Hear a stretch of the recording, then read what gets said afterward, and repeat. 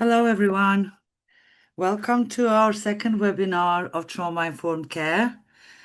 Just taking a few more minutes so everyone can sign in and join the webinar and settle in.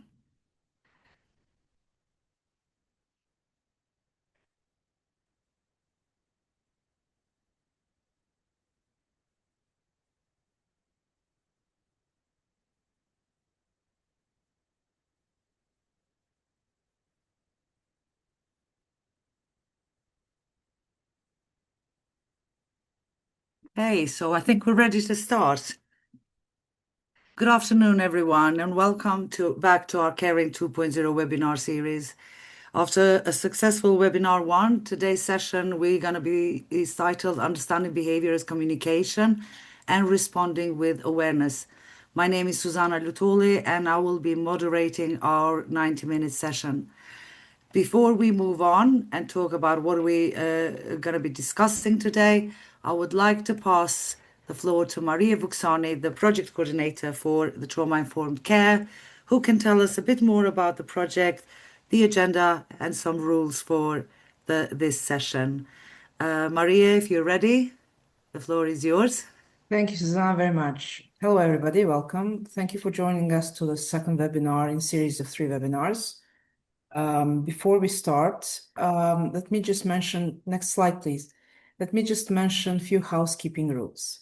The duration of the webinar is 90 minutes, starting from 2 until 3:30 Central European Time.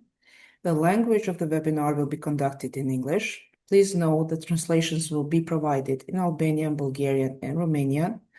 To access the translation, please click on the globe icon on the bottom. All participants will have their microphones muted during the webinar. Questions, if you have any questions in regards related for the panelists and related to the content, please use the Q&A function for those questions. Note that only questions in Q&A section will be answered and addressed during the webinar. There will be a dedicated time for Q&A at the end of the webinar. If you do have any technical issues, please reach out via chat. The recording will be of this webinar for future references, and all the materials will be shared after the webinar. Please note that if you wish to obtain a certificate for participating on this webinar, please follow the instructions given in the chat. Next slide, please. Before we start with the themes and the topics of this webinar, let me say a few words about the project Caring 2, the multidisciplinary prevention of and response to school-related violence. The violence is very present in and around the schools. To address this, Caring 2.0 has built upon the successful implementation of RABIS and Caring transnational projects, and the current Caring 2.0 project aims to contribute to strengthen and functionalize the integrated child protection system through multidisciplinary prevention of and response to school-related violence, including its gender dimensions and rights-based participation of children, especially those in vulnerable situations. The project is funded by the European Union. Next slide, please. The implementing countries of this project are Bulgaria, with our partner organizations SAPMI and Association Roditelji, Croatia, Brave Phone or Hrabri Telefon, Greece, Terre des Hommes, Hungary as a coordination role, Terre des Hommes, Kosovo, Terre des Hommes, and Romania, Terre des Hommes. The overall objective of the project is to enhance the functionality of integrated child protection system through multidisciplinary prevention and response to school-related violence, including its gender dimensions, and to promote the rights-based participation of children, particularly those in vulnerable situations. To achieve this objective, the project is conceptualized through a social ecological lens that places an emphasis on different layers, including individual, family, peers, community, and society, and the ways that each layer is affected by and affects the others. To holistically address violence against children, concentrated efforts at different layers of children's social ecologies are implemented through a range of mutual reinforcing methodologies to provide a strong basis for disseminating the best practices. Please note that this is the second webinar in series of 3 webinars for the multidisciplinary teams, including school staff, social workers, mental health, and other professionals working with children on trauma-informed approach-related topics. The webinars are designed to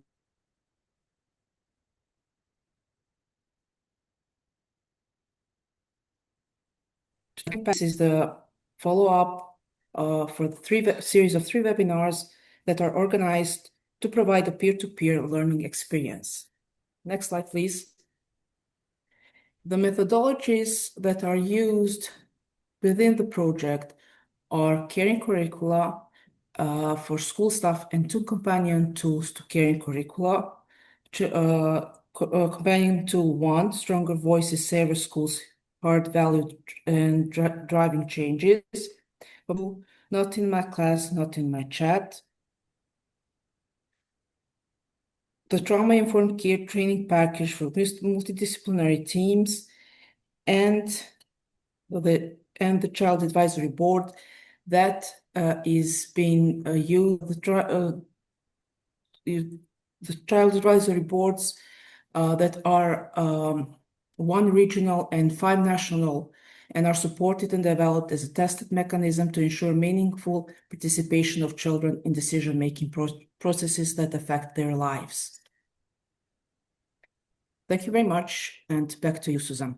Thank you, Maria, for presenting the project and the Terrazone's amazing work around trauma-informed care. Before we go on, just a few things about questions. We aim to have a Q&A session at the end where we will make every attempt to answer your questions.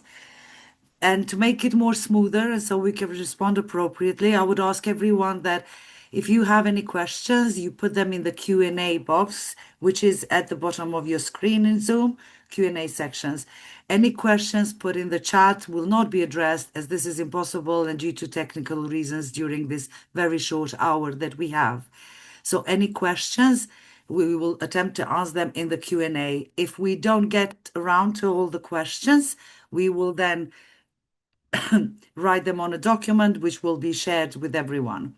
So let's come back to today.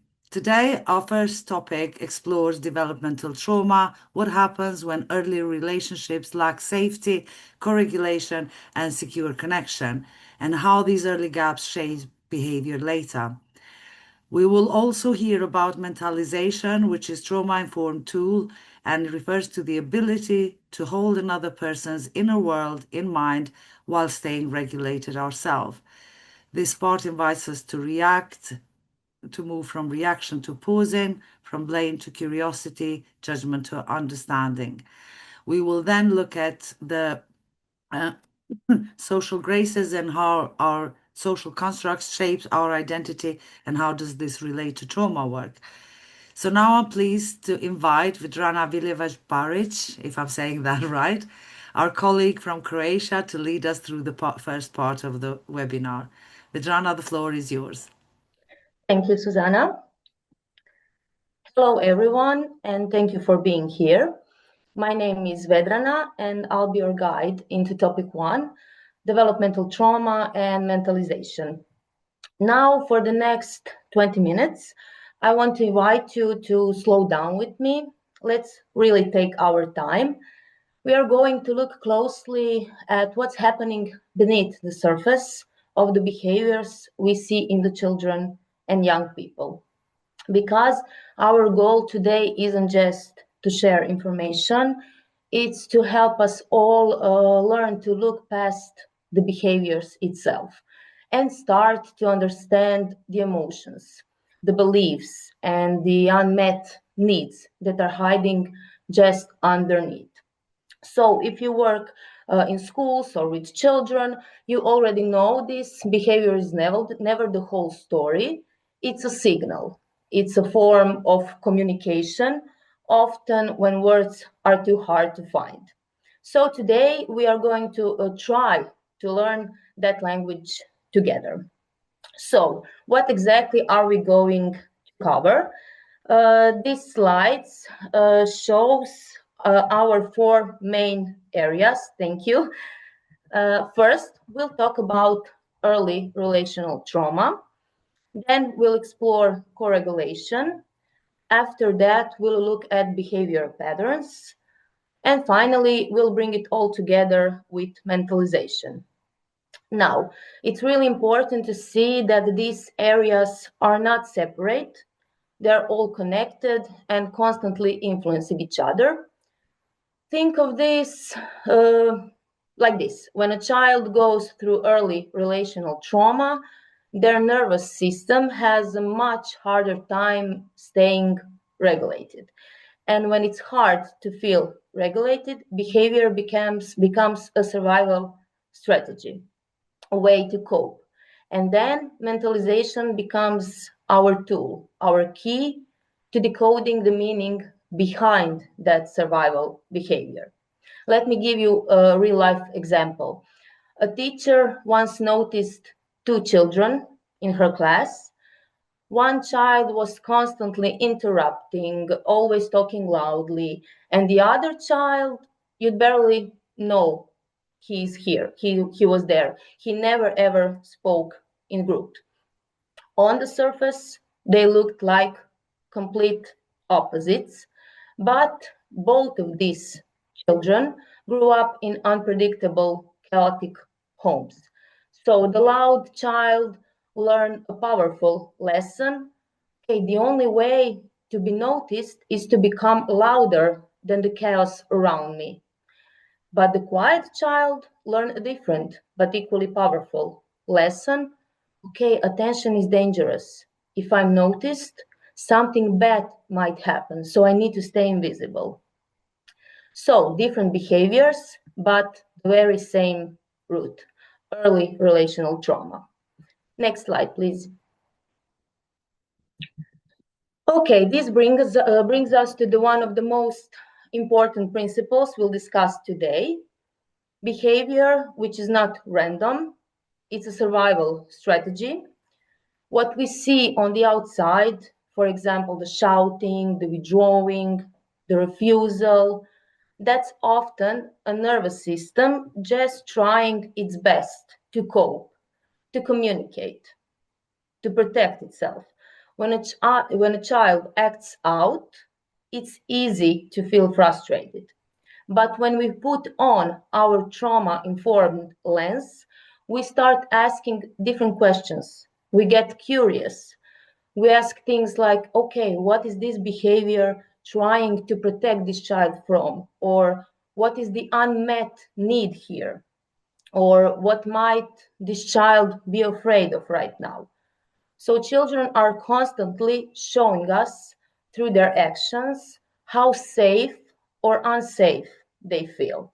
So our job is to learn how to respond to that with curiosity, rather than just trying to control it. Next slide, please. Okay, so let's define this. What is developmental trauma? It happens when the earliest relationship in child's life, the very relationships that are supposed to create safety, are instead marked by unpredictability, fear, criticism, or just not being emotionally seen. This also includes what didn't happen. So the comfort that never came, love, the safety that was never there. These early experiences shape everything for a child, their sense of identity, who am I, their sense of safety, am I protected, their ability to trust, are adults reliable, and their ability to handle big feelings. What do I do with all of this? Okay, let's think about a simple example, a baby crying. A child who cries and is comfort learns, when I'm overwhelmed, someone will help me calm down. A child who cries and is ignored learns, my emotions are too much for people, I have to shut them down. And child who cries and is yelled at learns, my feelings are dangerous. The people around me are unpredictable. So these early lessons become templates, guides that shape their identity, their trust in others, and their behavior for years to come. Next slide, please. Okay. So why do these early years matter so much? Well, this slide shows us a powerful statistic. 80% of the brain develops by age 3. Think about that for a moment. In early childhood, the brain is literally wiring itself according to the environment it's in. If the environment is safe and predictable, the brain wires itself for learning. If the environment is chaotic and scary, the brain wires itself for survival. So this means trauma isn't just about feelings, it literally shapes the brain's architecture. You can see on the slide the difference between a typically developing brain and the brain of the child exposed to significant trauma and neglect. There are measurable differences. The amygdala, our alarm system, is constantly on high alert. This child sees danger even where none exists. The hippocampus, which is key for memory and learning, struggles to work properly. And the prefrontal cortex, our reasoning center, it goes offline during stress. So logic becomes impossible. So when a child is dysregulated, oppositional, or withdrawn, it's not that they won't cooperate. In that moment, they really can't. Let's imagine 2 preschoolers. One grows up in a calm, predictable home. So when something unexpected happens, their brain can stay in learning mode. They can pause, maybe ask for help. The other child grows up in chaos, where is unpredictability or everyday shouting. So their brain learns to be on alert all the time. So small trigger in the classrooms, a loud noise or sudden change, immediately flips the survival switch.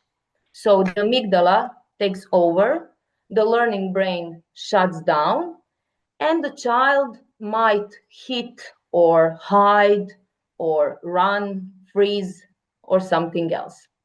So they are not choosing to misbehave. Their brain is doing its job. It's protecting them. Next slide, please. So we know children adapt. In incredibly intelligent ways, they find strategies to survive environments that feel unsafe. So these adaptations turn into the behavior patterns we see. We often see them as the 4 Fs. Fight, like aggression, pushing limits, or being controlling. Flight, avoiding, escaping, or shutting down. Freeze, like zoning out, going numb, or feeling passive. And fawn, pleasing, complying, trying to blend in to avoid any conflict. So these are not bad behaviors, they are self-protection. For example, imagine a boy who starts screaming every time a teacher stands too close to him. On the surface, it looks like pure disrespect.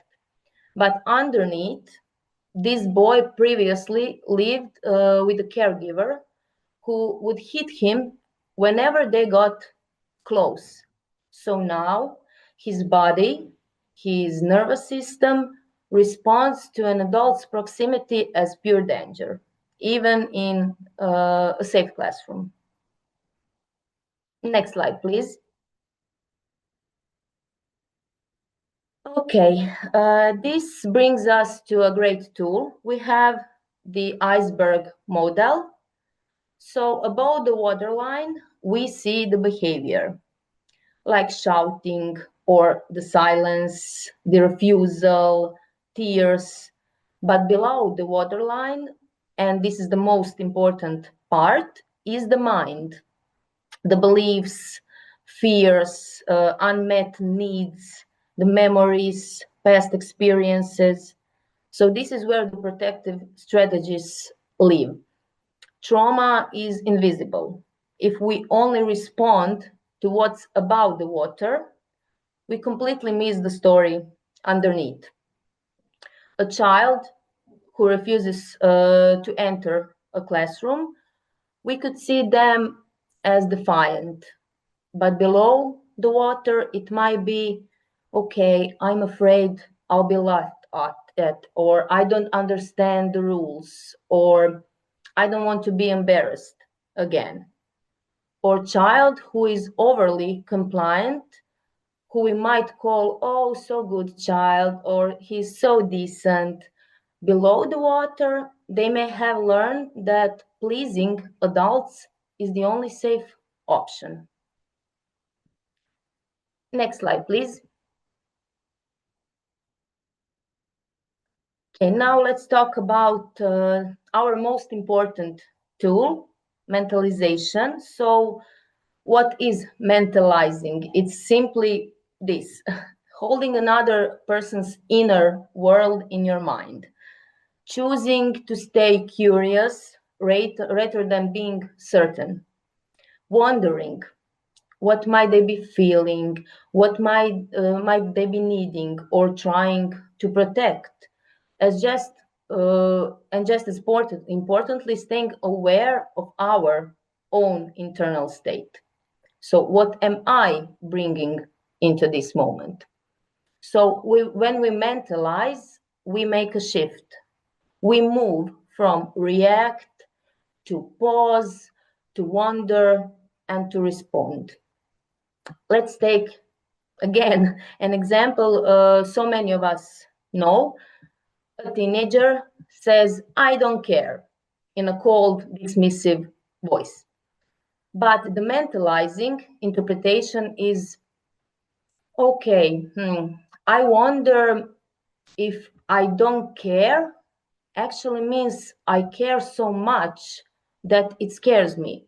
So I'm going to pretend I don't care to protect myself from getting hurt. So it's a complete shift in perspective.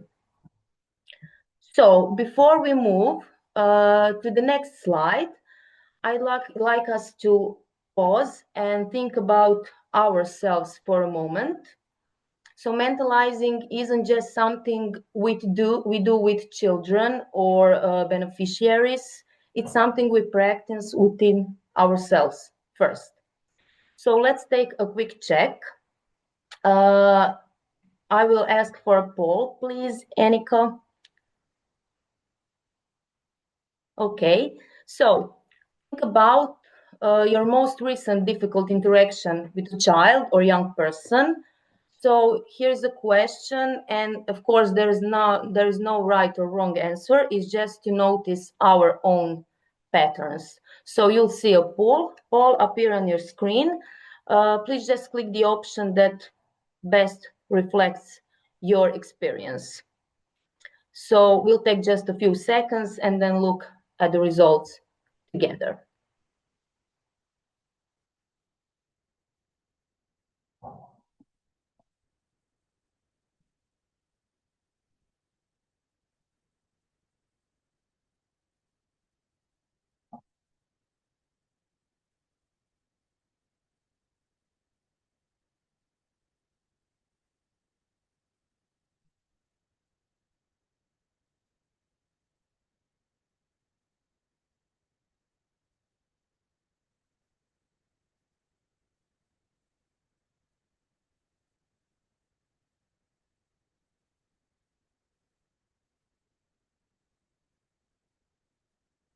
Okay, Eniko, I don't know if we can see results. Okay, thank you. Okay, thank you for your honesty. So some of us were trained and raised to move straight into reacting or fixing. Some of us were taught to pause or wonder. So that's why mentalizing is a skill, not a reflex. So this poll isn't about who answered what, it's simply a mirror. And it helps us see why mentalizing matters so much and why it can be difficult in the moment. Now let's explore what happens in the brain when we are able to mentalize and why it completely changes the tone of the interaction. Next slide, please.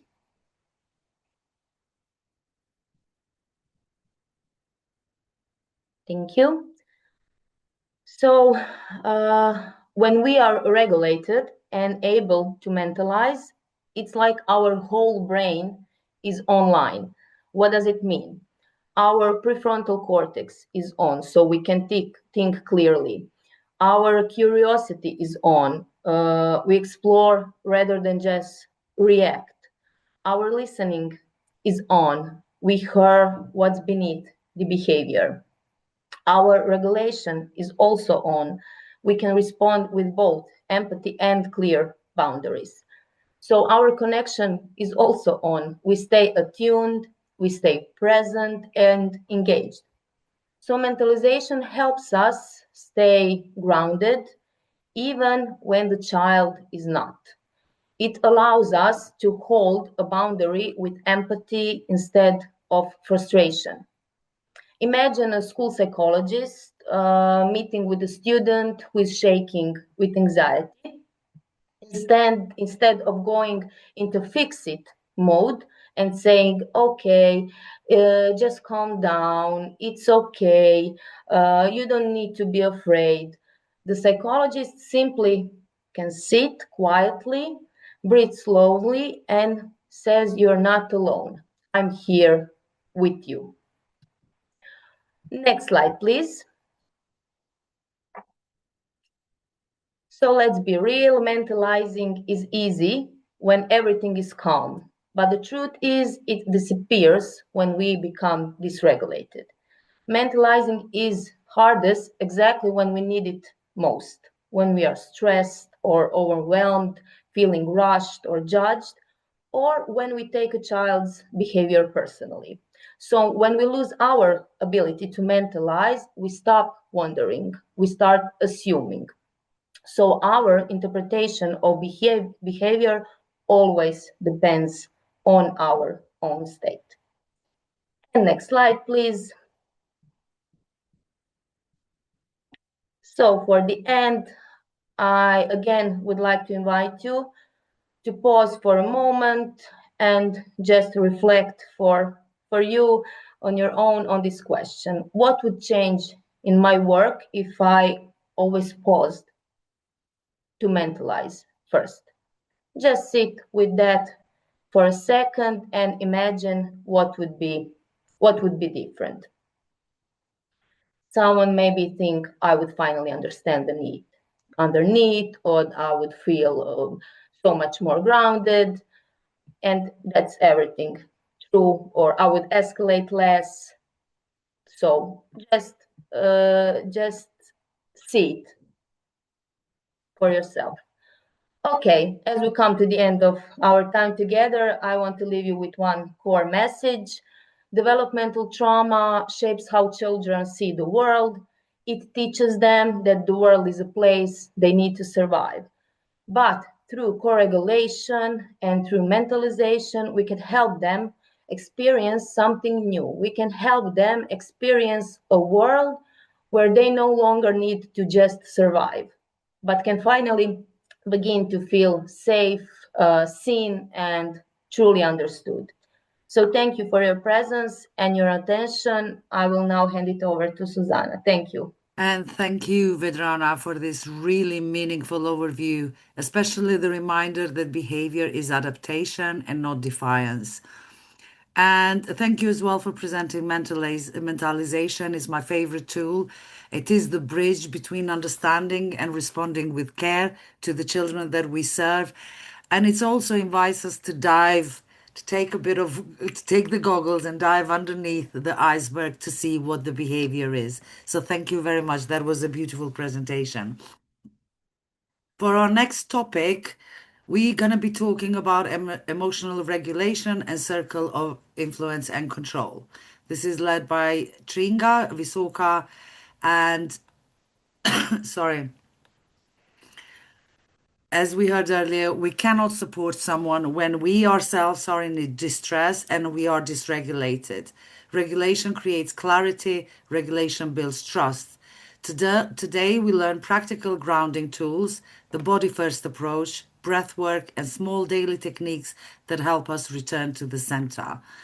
So, Tringa, over to you. Okay. Thank you so much, Susanna. Thank you so much.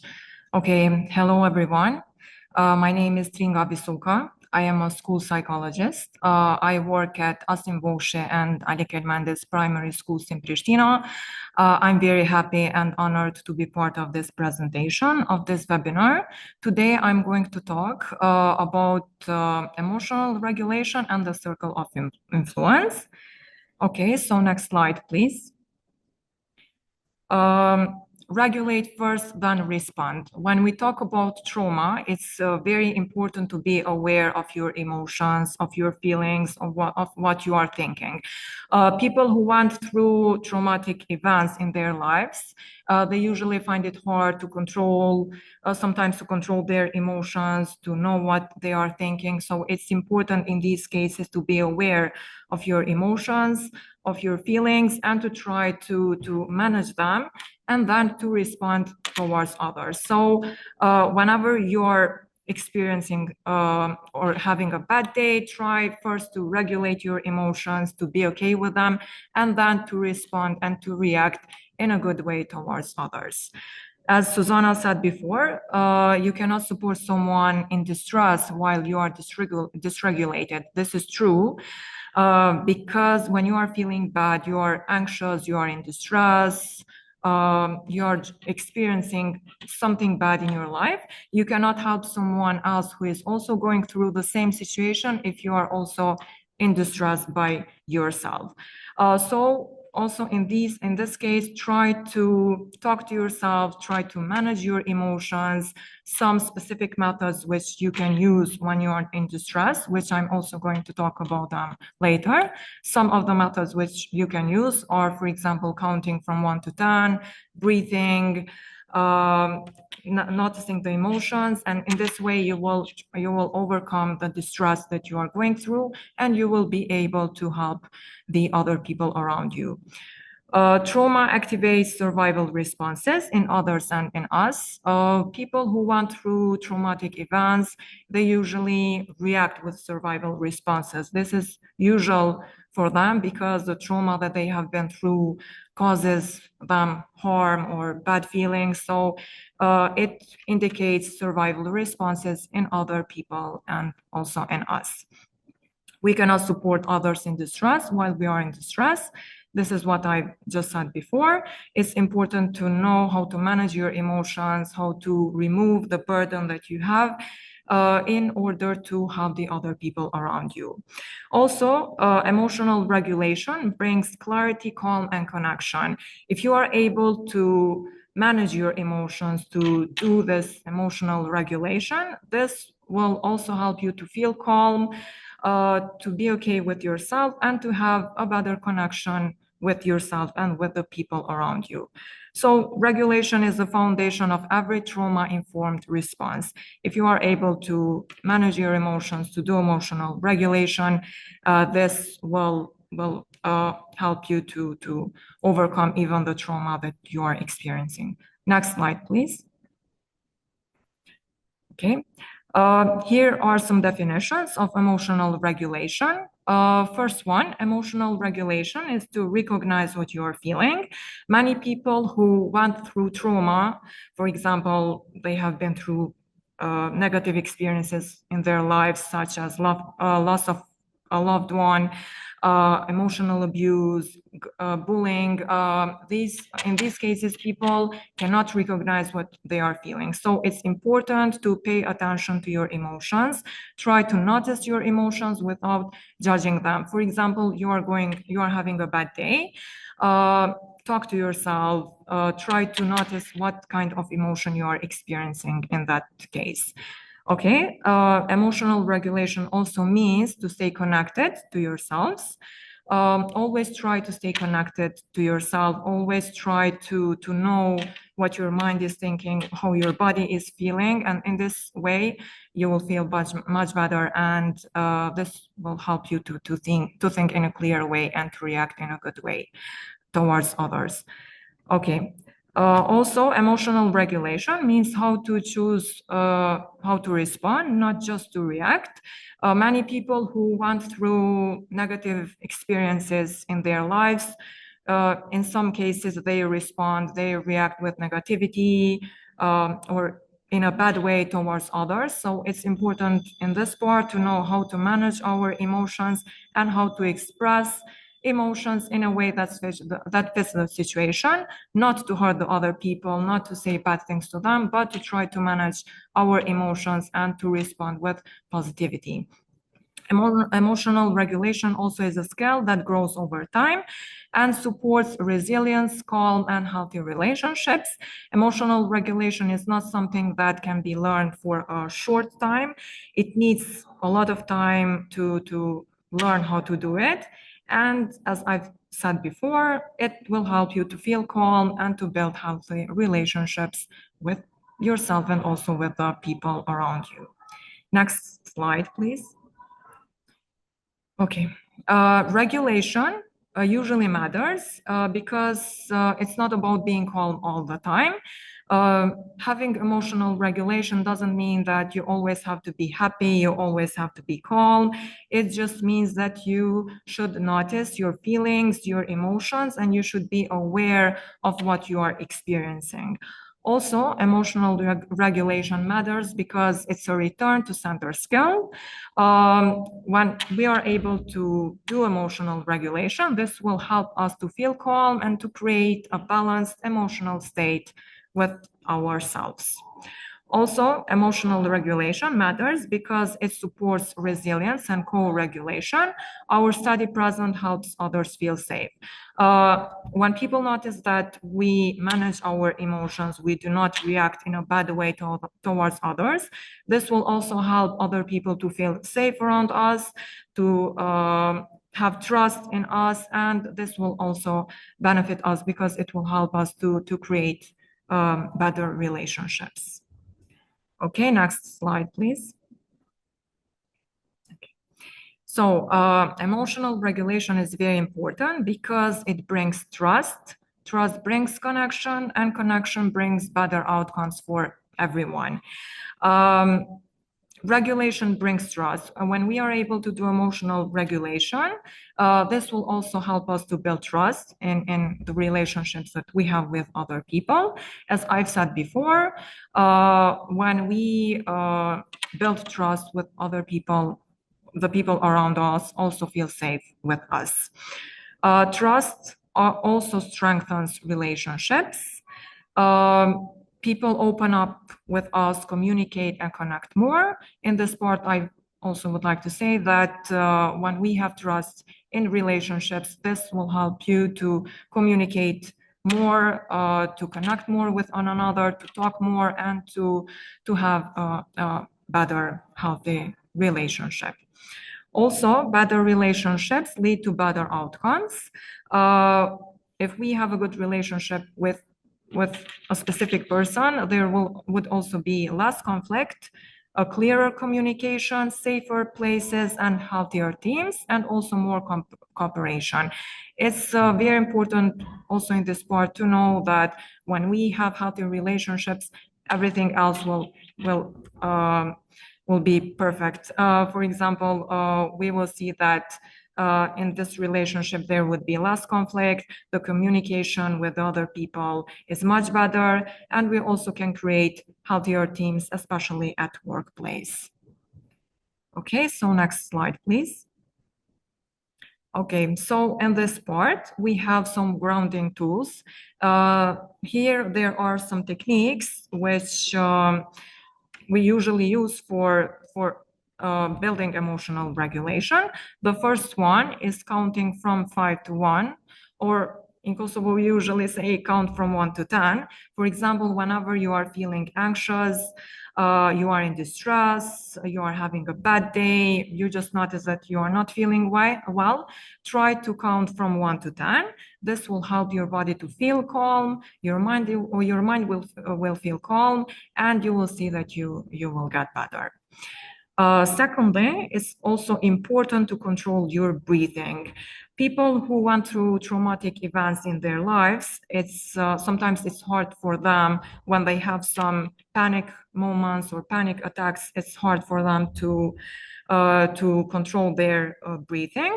So whenever you are feeling anxious, try to control your breathing, try to take a deep breath and to leave the breath with your mouth. Do this several times. This will help you to feel calm and to just to know that your body is getting better.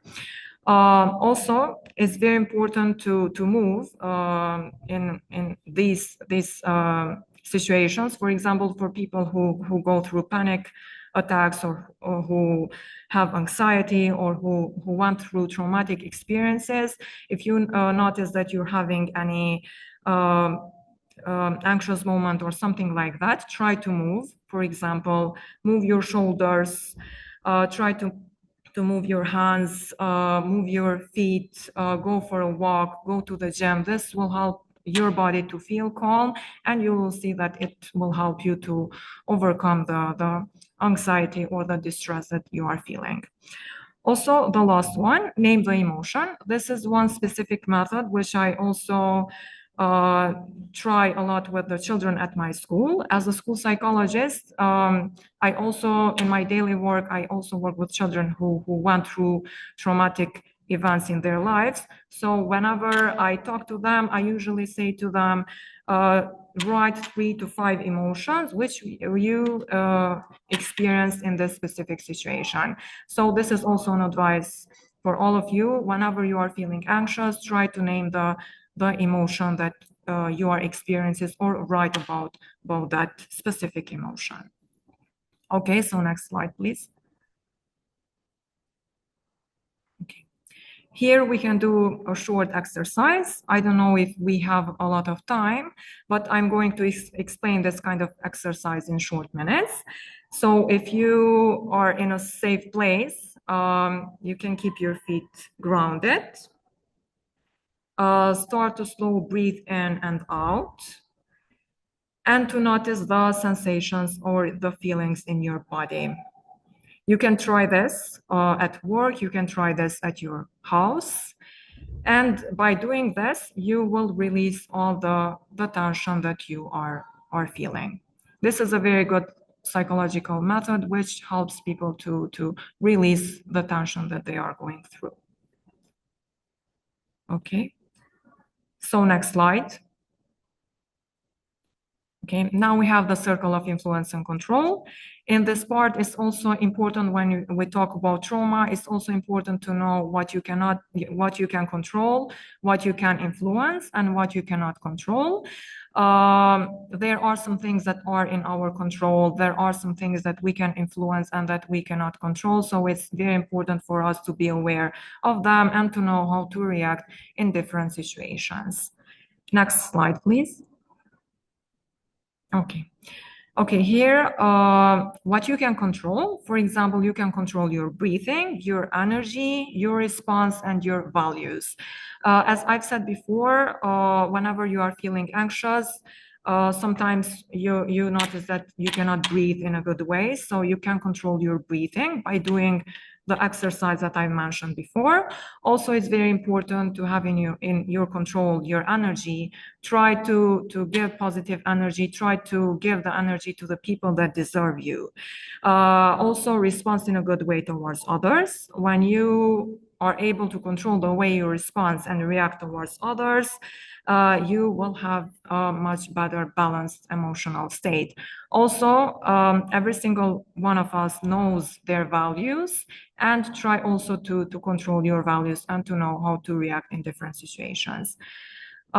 In your influence, there are some things that you can influence. For example, how you show up, how you listen, and how you set boundaries.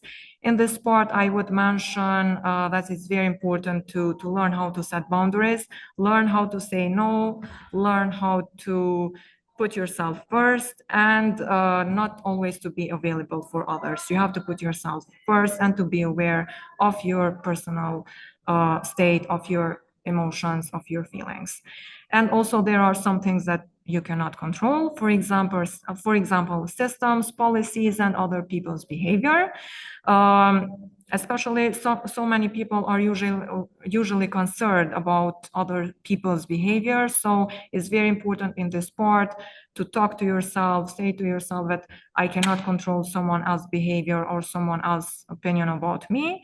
So try to talk to yourself in that way and to remove all those the people's opinions out of your head. Where we focus determines how we feel. If we focus in positivity, if we focus on good things, this will help us to feel good. Otherwise, if we focus on negative situations, on failure, or how things didn't work, we will just continue to fail a lot more. So try to focus on positivity, on good things, and try to think good in every situation that you are going through. Next slide. Okay. Here, being trauma-informed, I'm going to explain what it means and what it doesn't mean. Being trauma-informed doesn't mean that you have to solve everyone's problems. As I've said before, you don't always have to be there about others. You have to put yourself first, and you have to learn how to say no. It also doesn't mean that you have to carry the whole system's failures or to always be available or composed. Try to remove all those pressures from your shoulders and say to yourself that I don't always have to be available or there for others. I have to put myself first, and I have to be there for myself. Being trauma-informed means to respond with empathy and boundaries. Responding with empathy means to listen to what the other person has to say, to try to understand him, to understand his feelings. Also, as I've said, try to set boundaries. This will help you to feel good and to put yourself first. Being trauma-informed also means modulating regulation and calm. Calmness is very important, and also modeling regulation is very important for your mental health. Also, being trauma-informed means to stay connected to your values. Also, in this part, I would like to say, know yourself, know your values.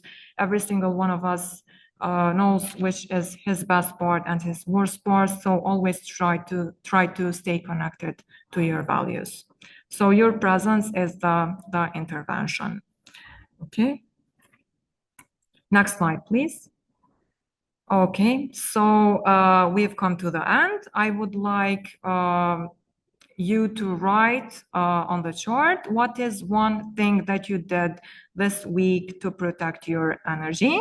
For example, you can write, I went for a walk, I talked to my best friend, I learned how to say no. These are some ideas that you can write, or anything else that you did to protect your energy. So this was my part. Thank you so much. I hope that I was clear, and it was a pleasure. Thank you, Tringa, very much. Thank you so much, Susanna. Thank you so much for reminding us that the best intervention is our presence, and it's not as easy as it sounds. To stay regulated, we need to be aware. We need to be aware of our emotions and the influence that we have over the children. So we help others regulate by being regulated ourselves. And it is contagious, just like stress is, just like dysregulation is. Regulation is contagious as well. The other part of the conversation about the circle of influence and control, it's extremely important, especially for frontline staff, for us who work with others. We tend to focus our energy sometimes on the things that we can't fix, but it's a good reminder where to focus our energy. If we focus on us, how we show up, we can control our presentation, our emotional state, and therefore support others. Thank you very much. Before we move to the next topic of the webinar, I'd just like to remind everyone about the Q&A section in the Zoom, the bottom of your screen.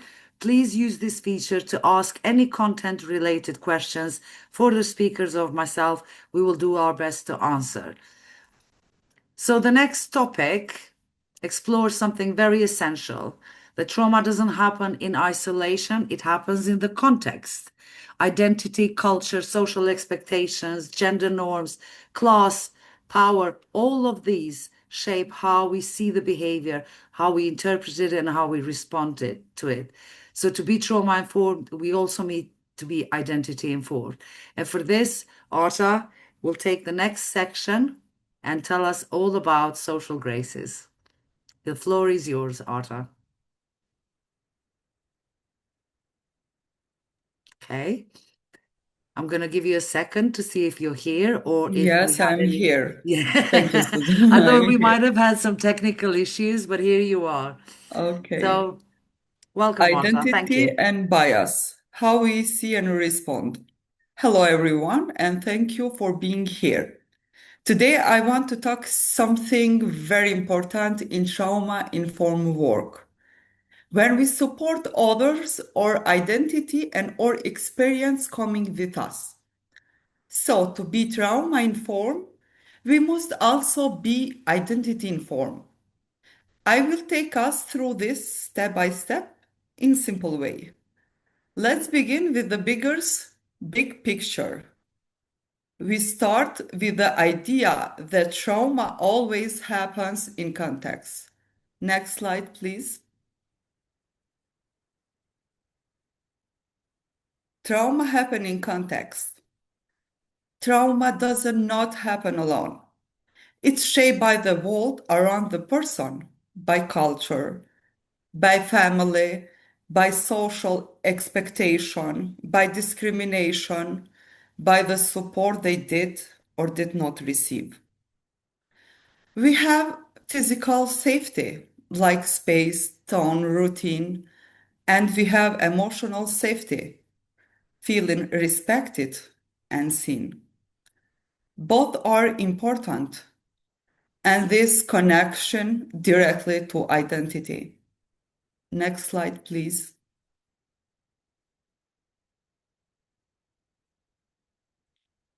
Trauma and identity. Why it matters?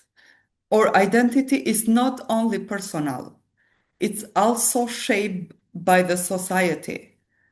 Society teaches us who is polite, who is dangerous, who is trustworthy, who gets believed, and who gets ignored. This affection how we see the people before they even speak. And it also affects how we are seen. And because of this, our identity influence our assumptions. Next slide, please. Identity shape assumptions. All of us have lens, a way we look at the world. This lens comes from our culture, our childhood, our values, our gender, our education, and also our pain. Bias does not mean we are bad people. It means our brain make quick decision. Next slide, please. In trauma work, we slow down and ask, what assumptions am I making right now? How might this look from their point of the view? This helps us stay open and curious. Next slide, please. To understand identity more deeply, we use the social graces model. Next slide, please. Also, next slide, please.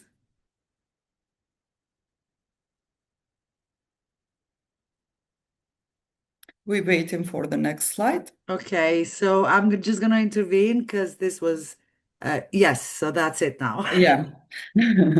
Social grace help us explore the different parts of identity, like gender, race, religion, ability, class, culture, ethnicity, and sexuality. Some parts are easy to see. Some parts are invisible. Sometimes one part of our identity feel very loud in a situation, for example, or gender. Sometimes other parts feel quiet. This model is not about guilty. It helps us understand the whole picture. So, how do we use this in our everyday practice? Next slide, please. Next slide. Being identity informed in practice. Being identity informed means we think about how identity shapes safety. We do small things that help, using correct names, giving choices, avoiding assumptions, respecting culture, and noticing triggers. Next slide, please. Scenario behavior in context. Here is a simple example. A teenager avoid eye contact. In one culture, this is respect. In trauma, it can be protection. Through biases, it may be seen as disrespect. Same behavior, different meaning. Identity and context change everything. Now, let's take a small moment to ground ourselves. Next slide. We're gonna use a butterfly technique. We use it in EMDR therapy. So I invite you to place your feet on the floor. Cross your arm gently. If you want it, you can close your eyes. If you know it's okay, you can leave it open.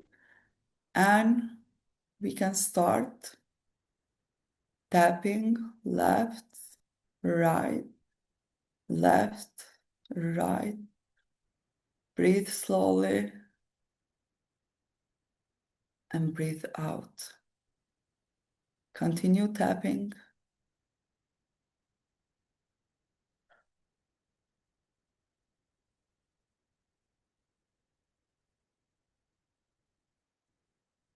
This technique helps when we feel judgment or misunderstood.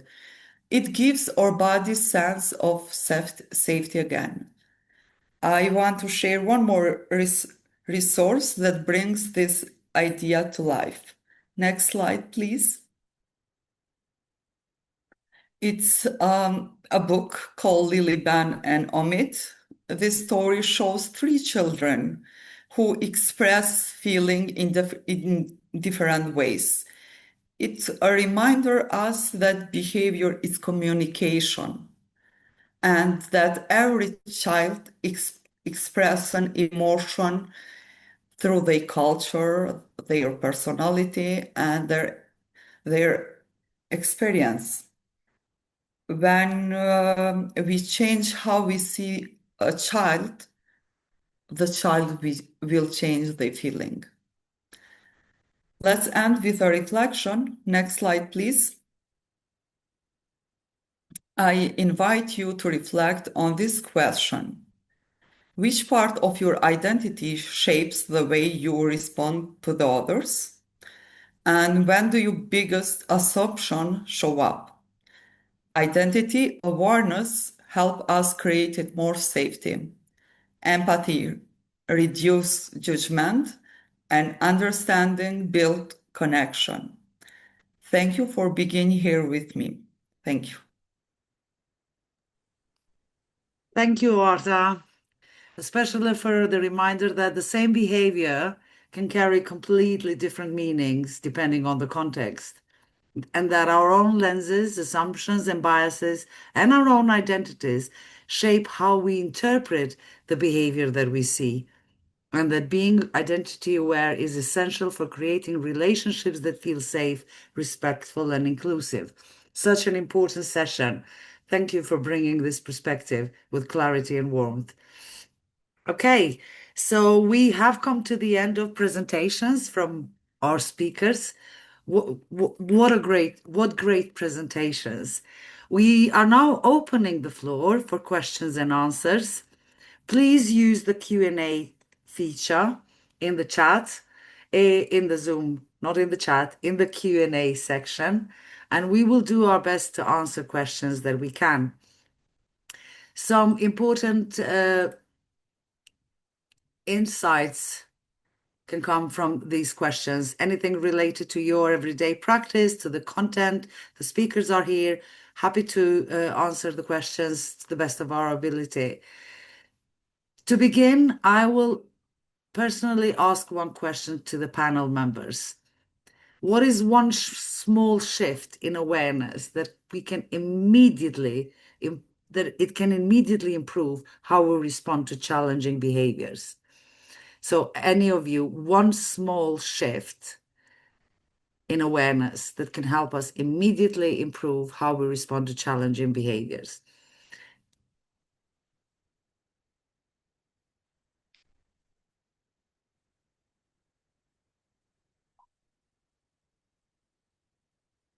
This is an open question for the panelists. So Arta, Vedrana, Tringa, Okay, what can is I one continue, shift? Susanna? Yes, So, please. when we see the child, the first things we notice is the behavior. And during the trauma-informed care, we notice some behavior are seen and visible, and another are invisible. So during our practice, we need to be curious these invisible parts. Thank you. That's very helpful. It's seeing what's underneath, and not everything can be seen and externally. Anyone else, Vedrana? What's one shift in our awareness that we can make? I just wanted to say, be aware of waterline underneath and mentalize. Be aware of, be aware of feelings, unmet needs under the water. Thank you. Susanna, can I?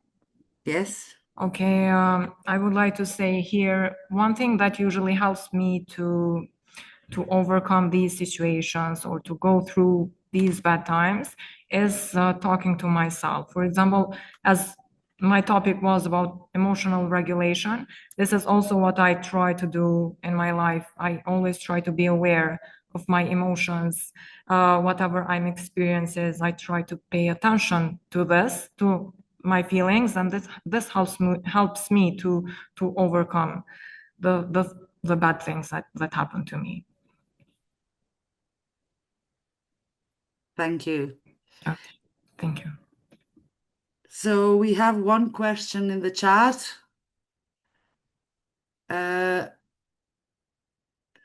Okay, so we have some questions coming. Someone is saying they are currently working as a medical social worker handling children victims, survivors of abuse. May I ask what is the initial response to a child who disclosed being sexually abused by a family? This is quite a challenging situation, I must say. However, when a child discloses, whether it's sexual abuse or any other type of abuse, the initial response is to focus on safety, belief, and calm presence. For example, we ourselves need to be calm. Our regulated presence will help the child feel safe. We need to show we believe them. Thank you for telling me. I'm really glad you shared this with me.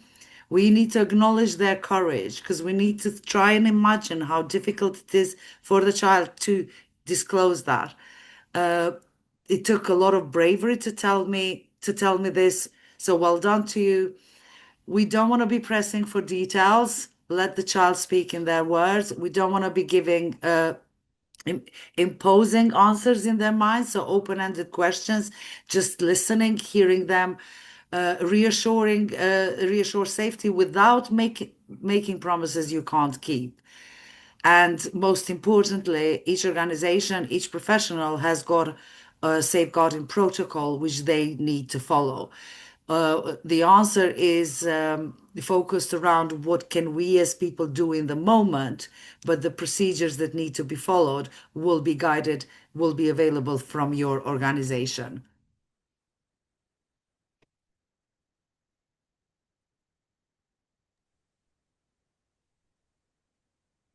Okay, Susanna, if I can, I see a question. How best can we help a child regulate their emotions when they are being bullied online?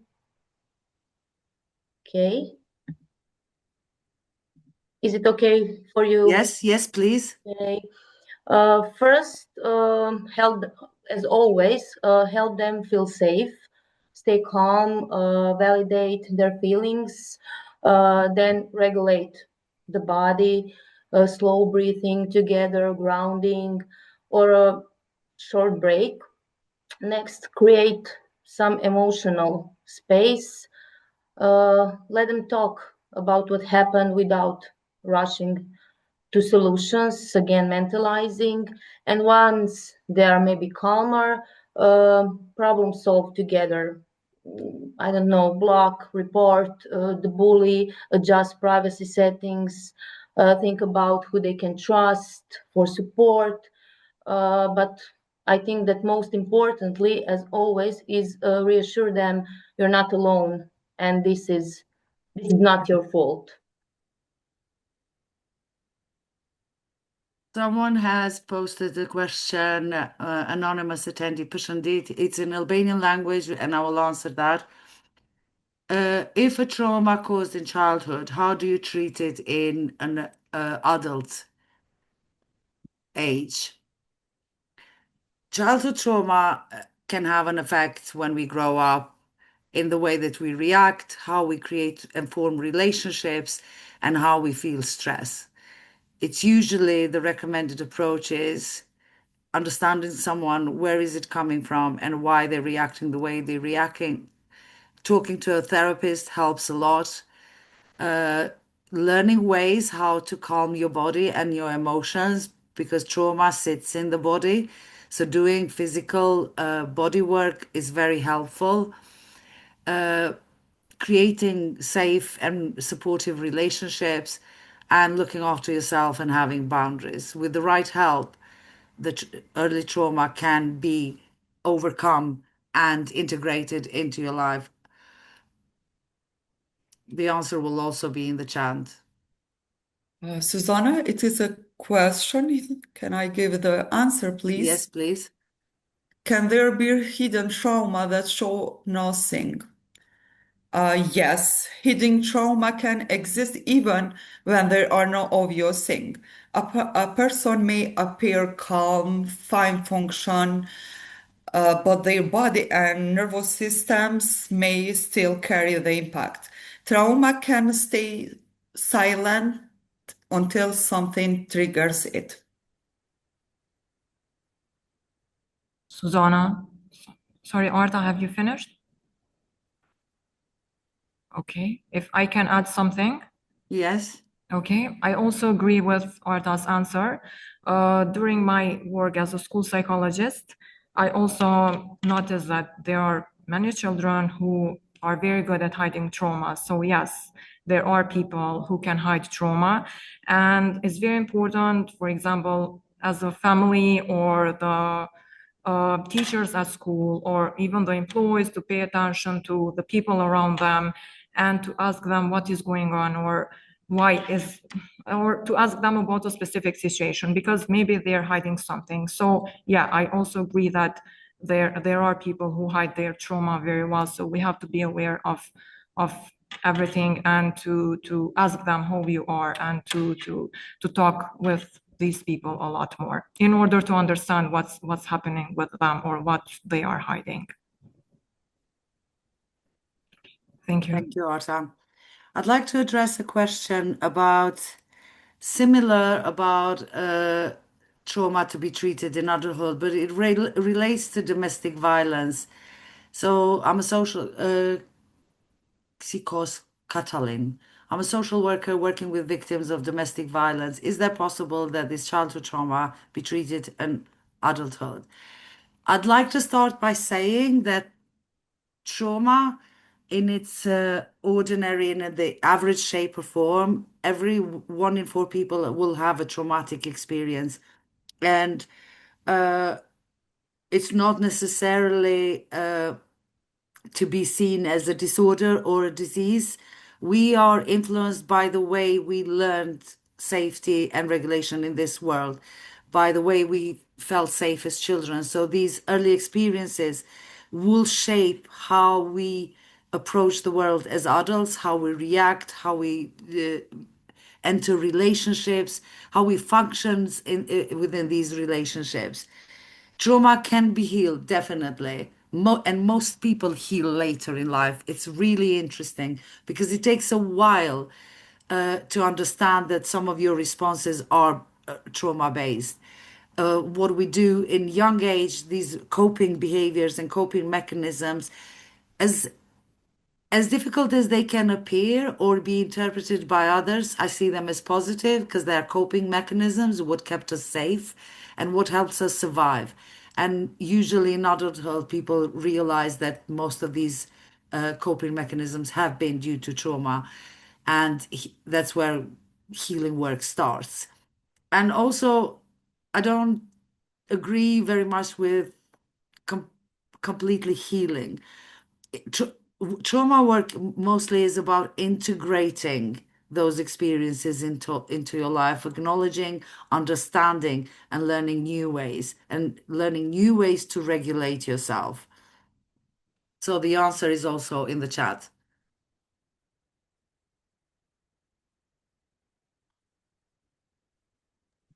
Okay, we have a question. How a traumatized person is able to regulate his or her emotion alone without a therapist or a professional intervention?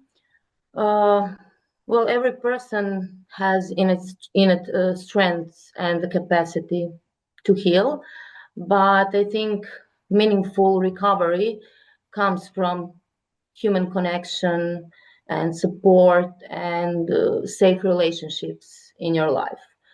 Also, many of them today try to collaborate with artificial intelligence when it comes mental health, and I think it can offer information but not therapy, attunement, or the relational safety that healing requires. So I think that it's human support and connection crucial.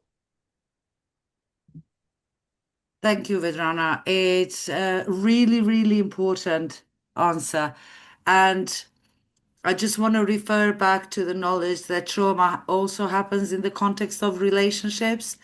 So no matter what experiences a child has, if they had supportive relationships when they had the experience, very unlikely it will turn into a traumatic experience. So what makes something become traumatic is the lack of safety within the relationships. Therefore, relationships, if trauma happens in relationship, the healing happens in relationships. So safe, supportive relationships with others. If it's for a child, it's with school teachers. If the parenting capacity is diminished in that case and there's no safe relationships for the child, any other safe relationships in the different contexts with a school teacher, with a psychologist, with a social worker can help heal trauma. and later in adulthood, as we grow up, safe relationships help us heal and recover.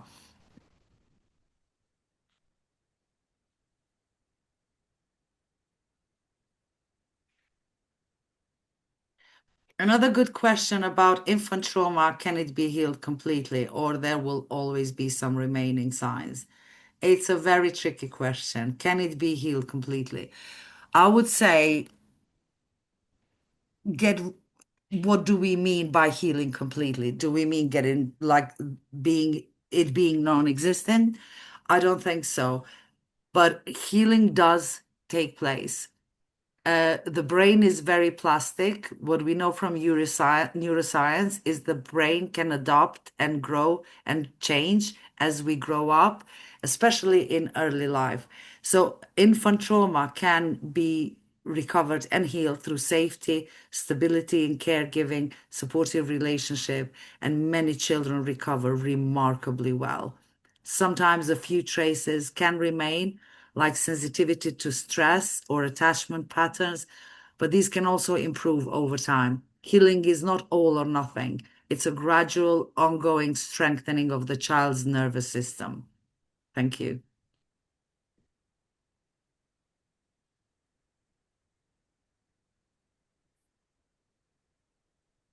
Okay. Any other questions someone else can answer?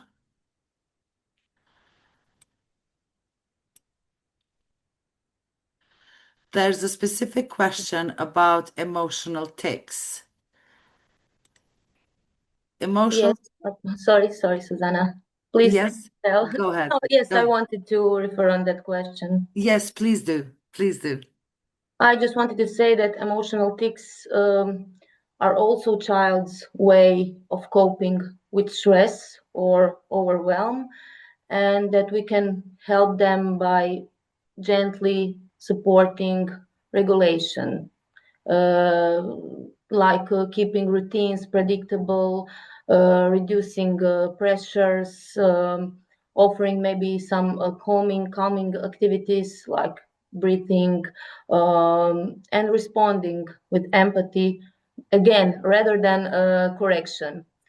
Because if the tics persist, it's important to seek guidance from a child psychologist to understand what the child needs. There's a question about repeated exposure to violence on social networks. Images of violence, events from war zone can cause trauma, especially in the teenagers. How can we handle them in the easiest way? This is what in trauma-informed work we refer to this as secondary trauma. So not necessarily something you have experienced yourself, but exposure to these can lead to traumatic experience. What's most important is to talk openly about these experiences, asking teenagers what they've seen and how it made them feel, normalizing their reaction. So it makes sense to feel upset or anxious for this event or because of what you've seen. Limiting exposure is very important. Set healthy screen boundaries. Teach grounding, slow breathing, focusing on the room, moving the body. Encourage breaks, going outside, talking to someone, doing something soothing. And then offering safety. Remind them that they are safe right now. That's the most important. The goal is not to avoid reality because children will be exposed and we can't control what happens outside our world, but to protect the children's nervous system and help them process what they see in a calm and supportive way.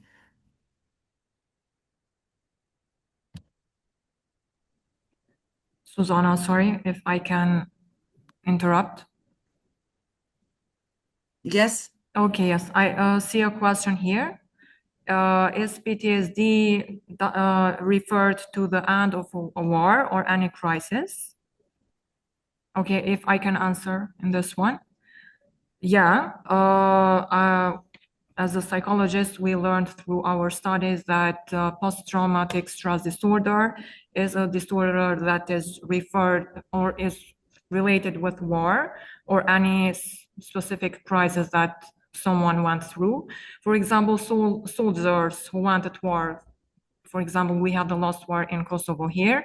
There are many soldiers who have post-traumatic disorder. For example, whenever they hear some noises or shots from outside, they automatically remember the scenes from the war. So this is what PTSD looks like. Also, I think that PTSD is also connected with any other crisis, for example, sexual abuse, rape, or even bullying. Okay, this is my answer here. Thank you, Tringa. I think we might have time. We're coming to an end. We might have time for another question. Then we need to do a poll and the final closing. So just trying to find the question because I'm having to switch screens. Can we recognize child war trauma in adults, lately grown up person? Any examples? There will be many examples, and your most typical examples from someone who has experienced war is strong reactions to loud noises or news about war, difficulty feeling safe, nightmares, sleeping problems, avoiding reminders of the past, being very alert or easy startled, sudden anger, shutdown, or emotional numbness. For example, an adult who grew up during war might panic when fireworks go off, feel very unsafe when hearing shouting, or become very anxious during political tension, even though they are living now in peace. What's also important to remember that trauma can be triggered by the slightest things, a smell, and a situation, a vision that can trigger these reminders. These reactions come from memories stored in the body, not from weakness. But the good news is that with therapy, support, and safety, even long ago war trauma can be healed.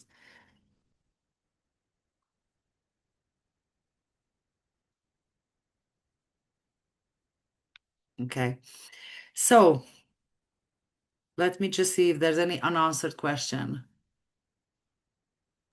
Susanna, I think that there is also one. What are the steps that children use to normalize their traumatic feelings? Yes, anyone would like to answer that? Yes, if I can. Yeah. I think that some steps that children can take to normalize their feelings is talking to their parents,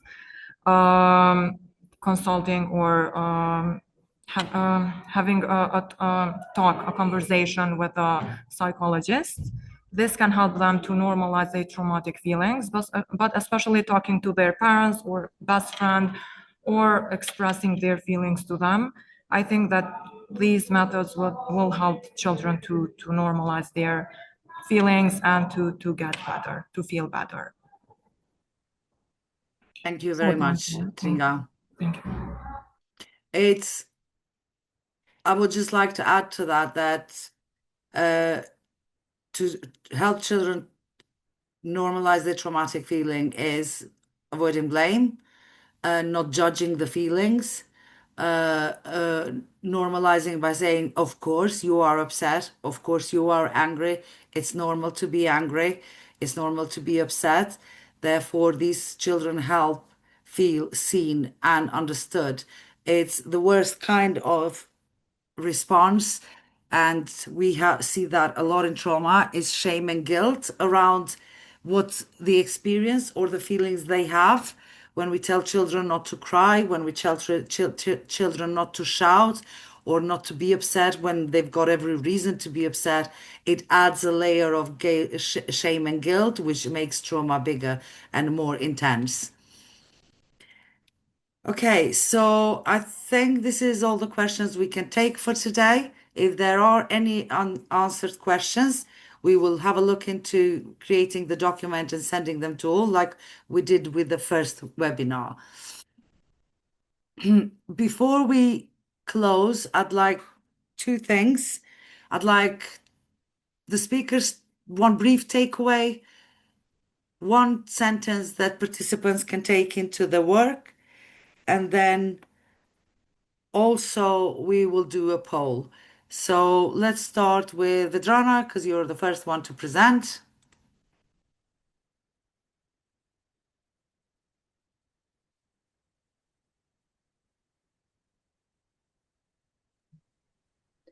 Okay. I always bring that one idea with me all the time. Just need to see what is underneath the behavior. This is the most powerful thought for me because I work in a school and I often see aggression and aggressive behaviors, and we have mechanism how to handle with it, but not many of us look underneath. And I think it's the most powerful thing that we need to bring in our institutions to all other professionals. Thank you. Tringa. Okay. So Susanna, again, I want to thank you so much for the opportunity. It was an honor to be part of this webinar. At the end, I would like to say again, pay attention to your feelings. As my topic was about emotional regulation, pay attention to how you feel, take care of yourself, put yourself first, because in the end, it's you who are the most important. So everything that you are going through in your life, everything will pass. Just think in a positive way, talk to yourself, do things that you love, and you will see that things will get better. Everything passes, everything bad will pass when you have positive thinking and when you think in a good way. So thank you so much. Thank you. Thank you. And Arta? Okay, the empathy is the language who united all of us here. During our daily work, please be empathic and be curious. Thank you. And I will add one final thought. Whatever we spoke about today, it's a trauma-informed care approach. What I would like to emphasize that it's not always possible to be curious, it's not always possible to be empathetic, and it's not always possible to manage our emotions. But knowing when it's not and knowing what we need to do with ourselves to bring ourselves to the center and to be able to show up with all these skills takes time, takes learning, takes self-awareness, and therefore we need to start paying attention to our own self first. Working with children who have experienced trauma and adults can have a secondary trauma effect on us. Therefore, we need to look after ourselves in order to be able to look after others. So thank you so much for your time. Please check the poll and tick the boxes that apply to you mostly. Your feedback is very important.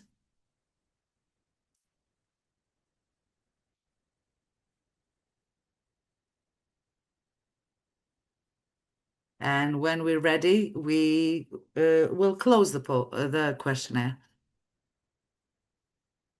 I want to thank you everyone for your presence, for showing an interest and coming to this webinar. And I also want to thank everyone for the wonderful, very relevant, very important questions. I hope we have been able to answer them to you. And also, I want to remind everyone about the next webinar. In January, we're coming with a webinar, Embedding Trauma-Informed Practice in Teams and Systems. We warmly invite you all to join us again. Thank you all very much and have a great, gentle rest of the day.